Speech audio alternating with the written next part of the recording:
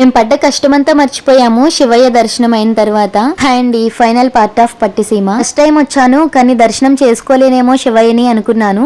కానీ పిల్లలతో ఇంత ఇబ్బంది పడుతున్నారు అని అనుకున్నారో ఏమో ఆ శివయ్య మాకు 20 నిమిషాల్లోనే దర్శనం అయిపోయేలా చేశారు. చాలా హ్యాపీ అనిపించింది దర్శనం తర్వాత. ఇక్కడ రాళ్ళు పేరుస్తున్నారు కదా, ఏమైనా కోరుకొని అలా రాళ్ళు పేరుస్తారని నాకు తెలుసు. ఇంకా ఏమైనా రీజన్ ఉంటే మీరు కామెంట్ చేయండి. ఇంకా ప్రసాదాలు తీసుకొని ఒకసారి తీర్థంలో పిల్లలకి ఏమైనా కొనిద్దామని వచ్చాము. ఇవైతే కొనిచ్చామన్నమాట. లైటింగ్ స్టిక్స్ లా ఉన్నాయి, ఇవి లైటింగ్ వస్తున్నాయి. ఇక ఈ తీర్థం అవి చూసుకొని ఇంకింటికి అయితే బయలుదేరాలి మేము. ఇక్కడ నుంచి ట్రాక్టర్ ఎక్కాలి. అయితే ట్రాక్టర్స్కి చాలా రద్దీ ఉంటుందన్నమాట. వచ్చిన ట్రాక్టర్ వచ్చినట్టే ఎక్కేస్తున్నారు పరుగులెత్తుకుంటూ. మేము ఫైనల్గా ఒక ట్రాక్టర్ అయితే ఎక్కాము.